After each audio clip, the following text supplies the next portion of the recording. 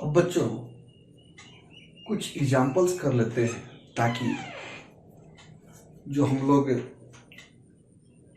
आबयूक की कोटि के बारे में जो समझे वो थोड़ा सा उसका कंसेप्ट और क्लियर हो जाए। तो कोटि फिर से मैं रिपीट कर रहा हूं कि किसी आबयू में अगर आप उसके पंक्ति की संख्या को अगर जान गए, कितने कॉलम है वो जान गए, तो पंक्ति की संख्या और बीच में क्रॉस कॉलम की संख्या को हम लोग उसके आबयूक की कोटि कहते हैं। और पंक्ति क्या होता है, रो क्या होता है, वो बार बार मैं आपसे डिस्कस किया कि जो एक अक्ष के अनुदिश लिखावट होता है, जो लिखा जाता है, उसे हम पंक्ति कहते हैं। जो वाई एक्सिस के अनुदिश लिखा जाता है नंबर या फलन को, उसे हम कॉलम स्तंभ कहते हैं। तो कुछ एग्जाम्पल्स दो देख लिया जाए ताकि हम अपने आप को सिद्ध करें कि हमने क्या सीखा आबयू की कोटि के बारे में। एक एग्जाम्पल ए बराबर हमने लिया इस मैट्रिक्स को 3 5 7 2 sin x 1। तो आप इस मैट्रिक्स में देखिए कितने एक्स एक्सिस खींच सकते हैं। एक R1, ये दूसरा एक्सिस R2, यानी कि दो एक्स एक्सिस है यहां। इसका मतलब ये हुआ कि इसमें दो रो हैं। कॉलम दिखा जाए वाई एक्सिस, स्तंभ एक C1 C2 C3, इन तीन वाई एक्सिस है, दो रो तीन कॉलम। इसका मतलब कि इस आबयू की कोटि हो गई 2x3। और हम बोले हैं कि आबयू की कोटि को अंग्रेजी में ऑर्डर ऑफ मैट्रिक्स कहा जाता है। तो ऑर्डर का स्पेलिंग ओ से होता है, इसलिए हम इसको सिंपल ओ बराबर लिखेंगे 2x3। और बार बार इस बात पे ध्यान रखिएगा कि 2 3 6 नहीं बोलना, 2x3, 2x3, ये आपके आबयू का कोटि होता है। दूसरा एक एग्जांपल है, आप खुद से भी इसको ट्राई कीजिएगा, लेकिन मैं इसको डिस्कस कर रहा हूं।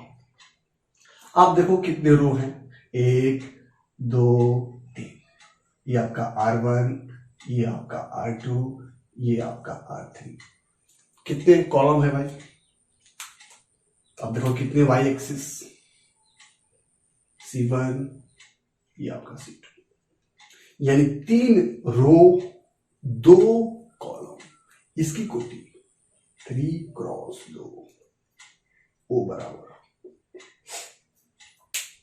यानी पंक्ति की संख्या क्रॉस स्तंभ की संख्या इज इक्वल टू ऑर्डर कोटि।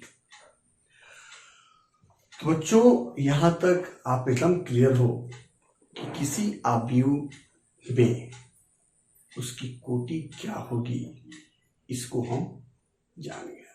इन जनरल भाषा में भी लिख सकते हैं, यदि किसी आबयू में पंक्ति की संख्या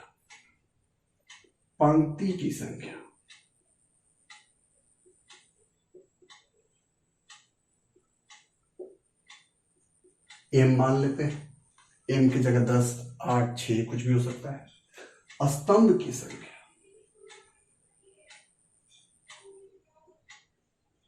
n हो तो कोटि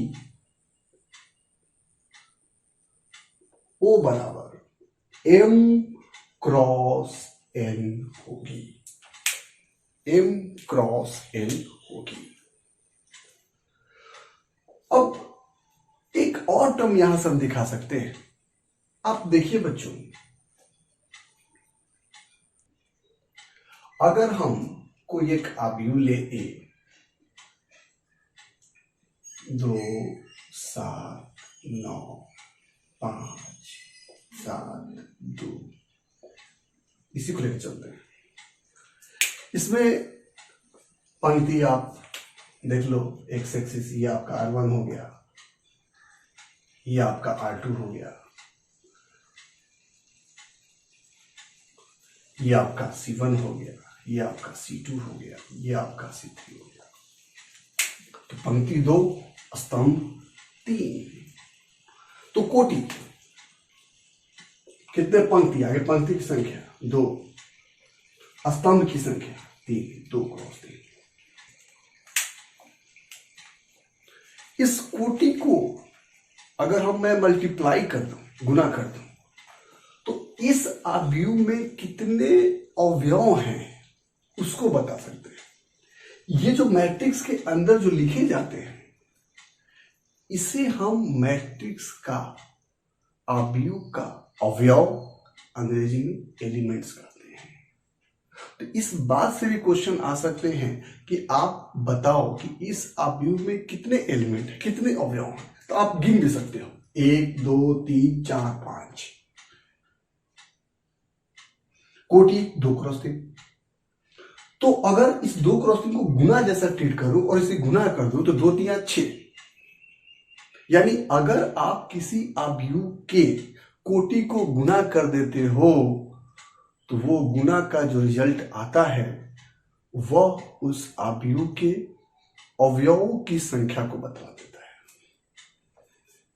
बात से सहमत है? आप एग्जांपल देख सकते हो। इस आव्यूह में 2 रो हैं, 3 कॉलम हैं। कोटि 2 क्रॉस 3, गुना करके लिख दिया 6। 6 इस आव्यूह में कितने अवयव हैं इसे बता दिया। अगर आप इसे गुना कर लिख देते हैं तो गिन सकते हैं 1 2 3 4 5। और भी एक एग्जांपल ले लेते हैं, छोटा सा एग्जांपल भी। 1 2 3 नंबर हमने लिखा 1 2 3। कितने पंक्ति है? एक ही पंक्ति है, ऐसे एक ही एक्स एक्सिस है। स्तंभ कितने? Y axis 1 2 3।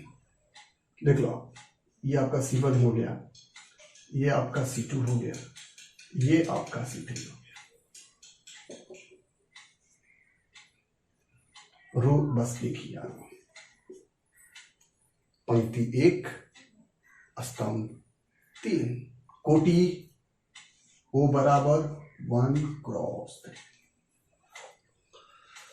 गुना कर दो, 1 गुणे 3 3। 3 इसमें अवयवों की संख्या आ गई 1 2 3। अब ये नहीं कि 1 2 3 लिखे हैं उसी को समझना। 1 2 3 ये एक नंबर हुआ, ये दूसरा नंबर, तीसरा नंबर, 3। तो अगर किसी आव्यूह की कोटि m क्रॉस n हो, अगर ए ऑर्डर m क्रॉस n हो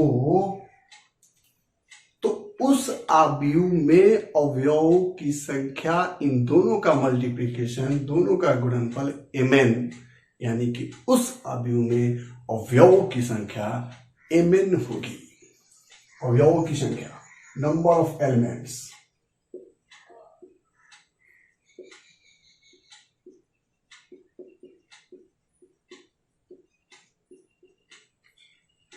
mn। और बच्चों, ये जो कोटि होता है, इस कोटि को एक अपना एक स्थान होता है। इसे हम यहां पर लिखते हैं, इस जगह पे। कितने हैं? 2 कॉलम 3 2 कॉलम 3। यानी किसी भी आव्यूह को हम लोग उस आव्यूह के बगल में उसके कोटि को रिप्रेजेंट करते हैं। अब इसका एक अपना एक स्थान भी होता है। हर अवयव कहीं ना कहीं मैट्रिक्स के अंदर अपना एक स्थान रखते हैं कि हाँ, ये 9 कहाँ है, किस पंक्ति में है, किस स्तंभ में है। तो इसका भी एक अपना एक महत्व है कि आप किसी आव्यूह में उसके अवयवों का स्थान क्या है उसको बताएं। तो उसको भी हम बता सकते हैं। जैसे एग्जांपल, आप इस 7 को देख रहे हो। 7 जो है ये बाबू किस पंक्ति में? पहला पंक्ति में। पहला पंक्ति देख लो, पहला पंक्ति में है। किस स्तंभ में है? पहला दूसरा स्तंभ में है। यानी इस 7 का पोजीशन इस आव्यूह में पहले पंक्ति में है और दूसरे स्तंभ में है। जैसे आप ज्यामिति में, कोऑर्डिनेट ज्योमेट्री में XY प्लेन में किसी नंबर को रिप्रेजेंट करते हो, जैसे एग्जांपल 2,3 हम लेते हैं, तो आप देखते हो ये जो 2 है x का मान होता है और 3 y का मान होता है। उसी तरह से आव्यूह में अवयवों के स्थान को सबसे पहले उसके पंक्ति का स्थान, उसके बाद स्तंभ का स्थान बताया जाता है। और बच्चों, हम जानते हैं कि किसी आव्यूह को बड़ी अक्षर A से डिनोट करते हैं और इसके अंदर ये जो अवयव है 2, 7, 9, 5, 7, 2, ये सब अवयव हैं। इनका अपना एक स्थान है। इनके स्थान को बतलाने के लिए, अवयव के स्थान को बतलाने के लिए हम अवयव को छोटी लेटर A, अगर अवयव A है तो उसके अकॉर्डिंग छोटी लेटर A, छोटा a लेंगे। अगर अवयव B हो तो छोटा b हम लेंगे। यानी किसी अवयव के अवयव को रिप्रेजेंट करने के लिए, निरूपित करने के लिए हम छोटी अक्षर का प्रयोग करते हैं। इंग्लिश अल्फाबेट के छोटी लेटर को लेते हैं। जैसे ये 7, थोड़ा सा मैं रफ कर दे रहा हूं।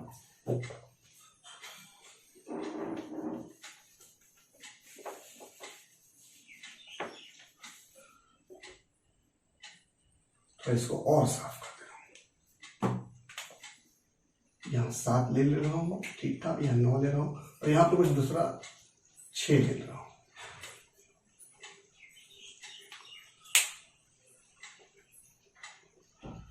बच्चों, ये 7 हमें इस आव्यूह में 7 का पोजीशन बताना है। ये जो 7 इस आव्यूह के अंदर है वो किस पंक्ति में है और किस स्तंभ में है। तो आप देखो 7 पहले पंक्ति में है, पहला पंक्ति। किस स्तंभ में है? पहला स्तंभ, दूसरा स्तंभ। यानी ये 7 इस आव्यूह के अंदर पहले पंक्ति और दूसरे स्तंभ में है। और अभी बार बार मैं रिपीट कर रहा हूं कि किसी आव्यूह के अंदर अवयव को छोटी अक्षर से निरूपित किया जाता है और वह अवयव आव्यूह के अंदर अपना एक स्थान रखते हैं। तो उस स्थान को कैसे बताया जाता है? जैसे ये 7 है तो ये छोटी ए से हम लिख रहे हैं। ये किस पंक्ति में है? आगे x का मान, जैसे कि बताया अभी कोऑर्डिनेट में पहले x का मान होता है, उसके y का मान होता है। इस तरह से यहां पर पहले किस पंक्ति में है? तो पहला पंक्ति में है। किस स्तंभ में है? तो दूसरा स्तंभ में है। A12 यानी 1 पंक्ति का स्थान बताया और 2 स्तंभ का स्थान बताया। तो A12 क्या है? 7 है। उसी तरह से हमें इस 14 का स्थान बताना है इस अवयव के अंदर। अब देखो 14 किस पंक्ति में है? ये पहला पंक्ति, ये दूसरा पंक्ति, ये आपका R1, ये आपका R2, ये आपका C1, बार बार कर रहा हूं, ये आपका C2, ये आपका C3। ये 14 दूसरा पंक्ति में है और दूसरे स्तंभ में है। तो इस अवयव को हम लोग लिख सकते हैं A, डिनोट करते हैं छोटी अक्षर से, दूसरा पंक्ति, दूसरा स्तंभ, यानी 14। और भी आप खुद से जज करना। और भी हम देख लेते हैं। इस 5 का बता देते हैं। 5 किस पंक्ति में है? पहला दूसरा पंक्ति, दूसरे पंक्ति में देख लो आप नीचे है, और स्तंभ कौन सा है? आगे पंक्ति, तो पंक्ति मतलब किस पंक्ति? दूसरा पंक्ति। कौन स्तंभ? पहला स्तंभ इक्वल टू 5। और जो शेष बचे हैं आप खुद से ट्राई करो। तो आप किसी भी अवयव के अंदर जो एलिमेंट्स होते हैं, अवयव होते हैं, वह अवयव उस अवयव के अंदर अपना एक पोजीशन, अपना स्थान रखते हैं। तो उस स्थान को कैसे बताया जाता है कि वह किस पंक्ति में है और किस स्तंभ में है। और ये जो नोटेशन दिया जा रहा है, तो पहला उस एलिमेंट के पंक्ति को बताता है और दूसरा उस एलिमेंट के स्तंभ को बताता है। तो आप देख लो, उसी तरह से एक गणितीय निरूपण। अब मान लीजिए कि यहाँ पर 2x3 का है, इतना सारा जगह लिया। अगर मान लीजिए कि किसी अवयव में 15 पंक्ति हो गए, 20 स्तंभ हो गया, तो उतना बड़ा तो पूरा बोर्ड को कवर कर लेगा।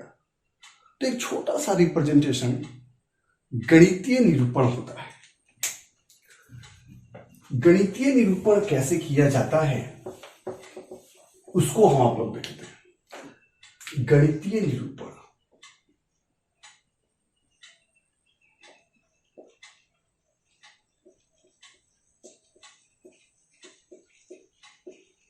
अंग्रेजी में इसको मैथमेटिकल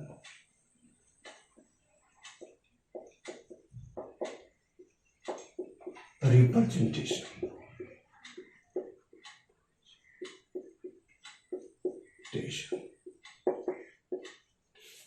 और जाहिर सी बात है किसका गणितीय निरूपण भाई? मैट्रिक्स का। तो मान लेते हैं कोई मैट्रिक्स को बड़ी अक्षर से नोट करते हैं, ए ले लिया। मैट्रिक्स किसके अंदर होता है भाई? तो बड़ी कोष्टक के अंदर होता है। यहां पर इसके अवयव होंगे, तो अवयव को जाहिर सी बात है हम छोटी से नोट करेंगे। इस अवयव का, इसके अंदर अवयव का अपना एक स्थान है, किस पंक्ति में है, किस स्तंभ में। तो हमने मान लिया इन जनरल जो बुक चलता है, आईवा पंक्ति में है, जेवा स्तंभ में है। और इस अवयव में पंक्ति की संख्या हम लोग मान लेते हैं कि m है, स्तंभ की संख्या मान लेते हैं कि n है। तो अभी पीछे हम लोग सीखे हैं कि पंक्ति की संख्या, स्तंभ की संख्या अगर हमें मालूम हो तो उनके बीच क्रॉस लगा करके हम उसकी कोटि को बताते हैं। तो मान लेते हैं कि इस अवयव की कोटि m क्रॉस n है, और यहां पर हम इसे कोटि को रिप्रेजेंट करते हैं m क्रॉस n। तो m पंक्ति की संख्या, n स्तंभ की संख्या, I इस अवयव का इस अवयव के अंदर पंक्ति में स्थान, j उसके स्तंभ में स्थान। तो सर लिख दे रहे हैं m क्रॉस n, यह आपकी कोटि होगी, अवयव की कोटि। कोटि को अंग्रेजी में ऑर्डर, ऑर्डर ऑफ मैट्रिक्स। आई क्या है? अवयव का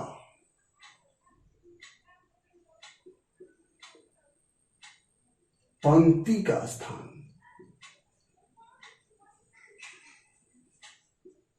पोजीशन कह सकते हैं इसको, अंग्रेजी में पोजीशन।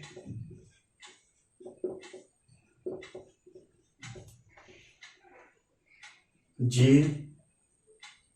अवयव का स्तंभ का स्थान।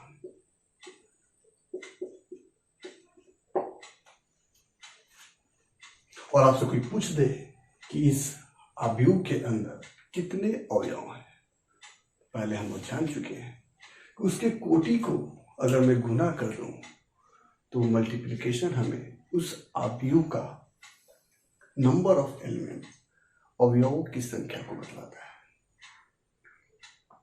तो बच्चों, हम लोग अवयव क्या होता है, उसकी संरचना कैसे होती है और उसको कैसे निरूपित करते हैं, इनकी कोटि क्या होती है, पंक्ति क्या होती है, स्तंभ क्या होती है, इन सारे वीडियो में हम लोग देखें। और आशा है कि आपको समझ में आ गई होगी और हम इसे भागेंगे नहीं, इसको सीखते रहेंगे। और मैं एग्जाम्पल से देख करके आपको सिखाना चाहूंगा ताकि आप सीख जाओ पंक्ति क्या है, स्तंभ क्या है, कोटि क्या है, वो ये पंक्ति के अंदर अवयव किस स्थान पर है, ये आप सीखोगे, रिपीट होते रहेगा। ये आपका गणितीय निरूपण है किसी अवयव का सिंबल फॉर्म। कोई भी अवयव ए ले लिया हमने, ये बड़ी कोष्टक उसका संकेत हो गया कि यहाँ अरेंजमेंट है, वो मैट्रिक्स है। उस अवयव का अपना एक स्थान होगा उस मैट्रिक्स के अंदर, तो आई जे पहला अक्षर पंक्ति बताएगा, दूसरा अक्षर स्तंभ बताएगा। आई यानी पंक्ति का स्थान, जे स्तंभ का स्थान। एम क्रॉस एन जहां पर लिखा जाता है उसके कोटि को, एम क्रॉस एन उसकी कोटि हो गई। और कोटि की सहायता को से हम उसके गुणनफल को बता सकते हैं कि कितने स्तंभ है, सॉरी कितने अवयव हैं, मल्टीप्लिकेशन कितने अवयव हैं। और आगे थोड़ा सा एक और एग्जांपल देखते हैं और हम लोग आगे बढ़ेंगे। जैसे एग्जांपल में लेता हूं,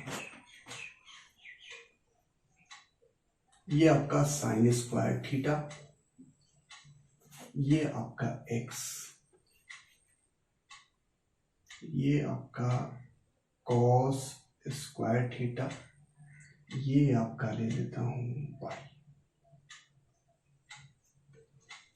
हर चीज को मैं क्लियर करते रहूंगा। अब इस आप अवयव में आप बताओ कितने पंक्ति की संख्या है। वही पंक्ति मतलब एक्स एक्सिस, कितने एक्स एक्सिस, एक R1, दूसरा R2। ये पंक्ति की संख्या, इसमें 2 है। स्तंभ की संख्या 1, 2। स्तंभ की संख्या कितनी है, 2 है। C1,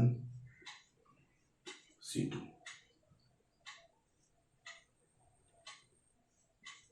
तो पंक्ति की संख्या 2, स्तंभ की संख्या भी 2, अर्थात इसकी कोटि 2 क्रॉस 2 होगी। अवयव की संख्या कितनी होगी, 2 दूना 4। अब मैं पोजीशन के बारे में बताता हूं। ये साइन स्क्वायर थीटा कहां है, sign square theta, sign square theta इस अवयव के अंदर आप देखो पहला पंक्ति में है और कौन स्तंभ में, पहला स्तंभ में। तो इसके अवयवों को हम लोग बताए हैं, छोटी अक्षर ए, पहला पंक्ति है, पहला स्तंभ है, A11 यानी कौन सा है, साइन स्क्वायर थीटा। एक्स का पोजीशन बताते हैं, कौन किस रो में है भाई, किस पंक्ति में है, पहला पंक्ति में है, किस स्तंभ में है, दूसरा वाई एक्सिस, दूसरा स्तंभ में। तो ये पहला पंक्ति में है और दूसरा स्तंभ में है, पहला पंक्ति दूसरा स्तंभ। एक्स कॉस स्क्वायर थीटा, दूसरा पंक्ति पहला स्तंभ, दूसरा पंक्ति पहला स्तंभ, कॉस स्क्वायर थीटा। और ये वाई आपका दूसरा पंक्ति दूसरा ही स्तंभ।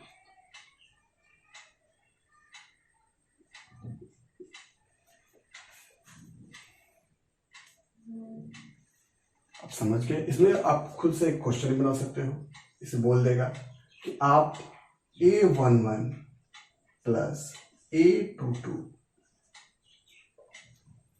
क्या A21 ले लो आप तो अच्छा मिल जाएगा, का मान बताओ।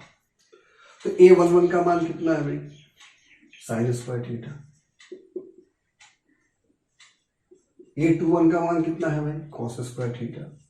और sine square theta plus cos square theta is equal to क्या होता है भाई 1, यानी A11 plus A21 is equal to what.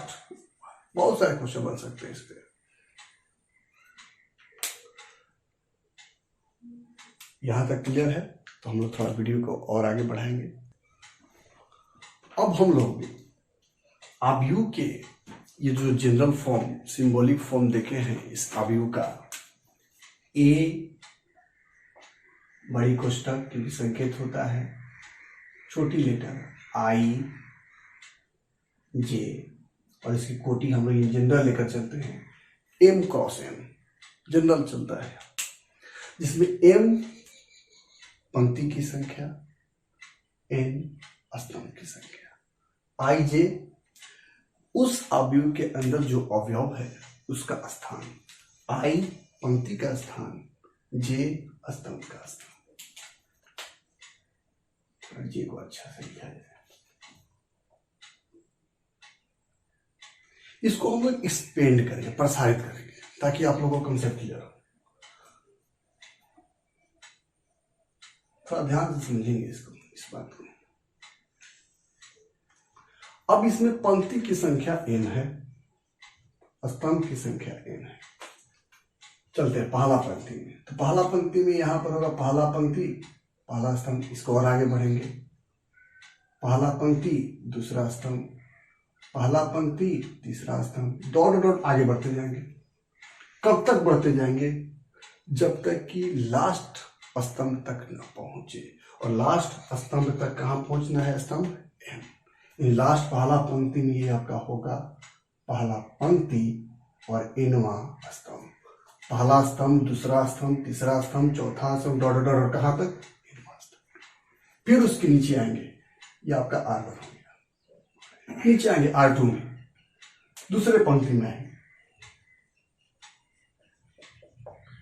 तो दूसरे पंक्ति में ये आपका दूसरा पंक्ति हो गया, पहला स्तंभ। फिर यहां से दूसरा पंक्ति, दूसरा स्तंभ, दूसरा पंक्ति, तीसरा स्तंभ। केवल वाई वाला मान बदलेगा, डॉट डॉट डॉट डॉट, दूसरा पंक्ति, एनवां स्तंभ। उसी तरह से नीचे आएंगे, पहला पंक्ति, दूसरा पंक्ति, डॉट डॉट डॉट, तीसरा पंक्ति, फिर चौथा पंक्ति, डॉट डॉट डॉट, लास्ट में आएंगे। लास्ट वाला जो पंक्ति होगा वो आपका पंक्ति होगा एमवा। यानी कि ये एमवा पंक्ति, देखिए स्तंभ किस में लिख रहे हैं? पहला में ही लिख रहे हैं, M1। फिर अगला क्या होगा? एमवा पंक्ति, दूसरा स्तंभ, डॉट डॉट डॉट, लास्ट वाला जो अवयव होगा वो एमवा पंक्ति में होगा और एनवा स्तंभ में होगा, ए एम एन, लास्ट अवयव में होगा। तो ये आपका प्रसार हो गया किसी अवयव का, जिसकी कोटि एन क्रॉस एन। थोड़ा सा एक कैलकुलेटिव लेकर भी चल सकता है, 11, 12, 13, 14 आगे बढ़ते जाएगा, 15, 16 एन तक तो जाएगा नहीं। छोटा जो क्वेश्चन आएंगे, फिर 21, 22, 23, फिर 31, 32, 33, 41, 42, 43, 44, 10 बढ़ा करके आगे बढ़ जाना है। 11, फिर 21, फिर 31, फिर 41, बढ़ते चले जाइए। तो एक छोटी सी प्रयास कि आप इसके समझ जाए और आगे एग्जाम्पल होते रहेंगे, आपको समझ में आ जाएगा। तो ये आपका बेसिक अवयव का समाप्त होता है कि अवयव का रिप्रेजेंटेशन क्या होता है, उसका निरूपण क्या होता है, उसको किससे डिनोट करते हैं, उनमें क्या होता है, मैट्रिक्स क्या होता है, उसकी कोटि क्या है, पंक्ति क्या है, स्तंभ क्या है, इसके बारे में हम आपको वीडियो के द्वारा सिखाएं और समझ पाए। काफी ये उम्मीद है हमें। और कहीं भी दिक्कत हो आप इस वीडियो में कमेंट करके आप बताइएगा। कोई दिक्कत हो तो आप उसको हल करेंगे। बाकी हर क्वेश्चन को किए हैं, आप वीडियो देखें तो आशा करते हैं कि आपको कोई दिक्कत ना हुआ हो। धन्यवाद।